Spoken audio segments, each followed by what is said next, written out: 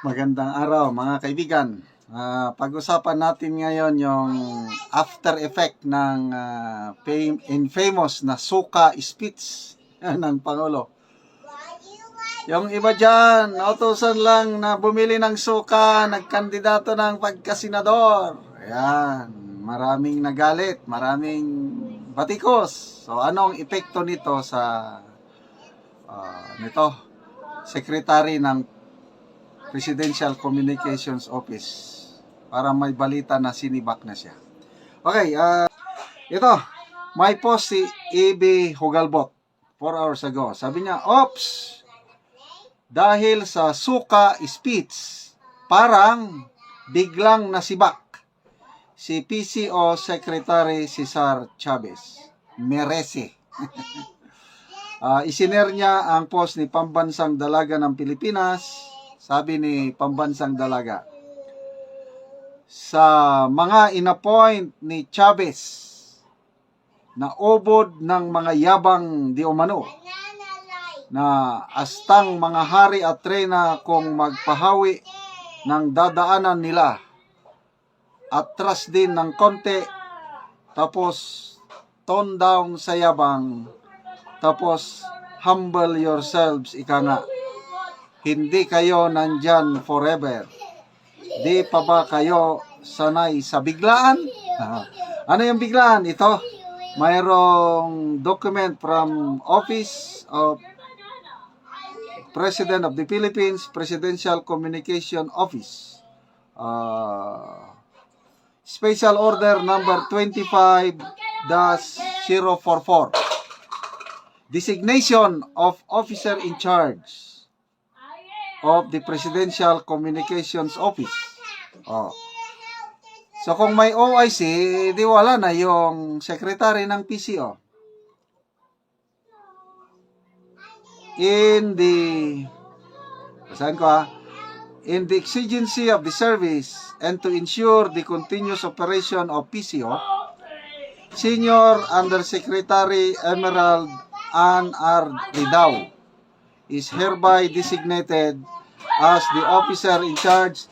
Emerald Ann, Undersecretary Emerald Ann R. Ridao is hereby designated as the officer in charge of the Presidential Communications Office on 17 to 21 February 2025.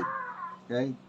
As such, Senior Undersecretary Ridao shall take care of the day-to-day operations of the PCO and if necessary, act for and on behalf of the acting secretary for guidance and compliance.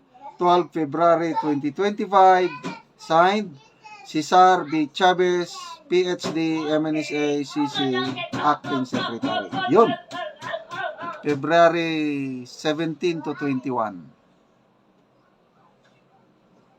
Parang live, hindi naman live. So, bakit biglaan? Anyway, tanong lang naman ito. Ito, binabasa ko lang yung haka-haka lang. Hindi man siya nasibak. Kaya lang, baka pinagpahinga. Okay, ito, may comments, Basahin natin mga comments.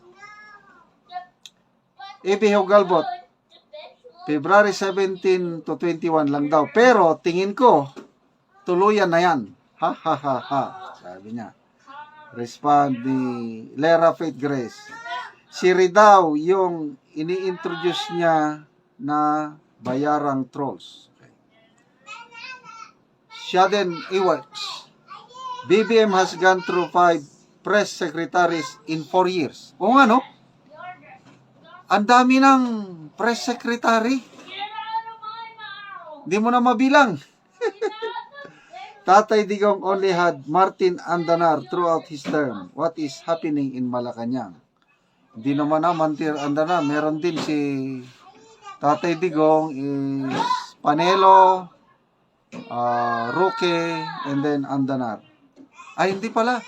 Spokesman pala yung Tama. Press secretary, hindi nagpapalit siya,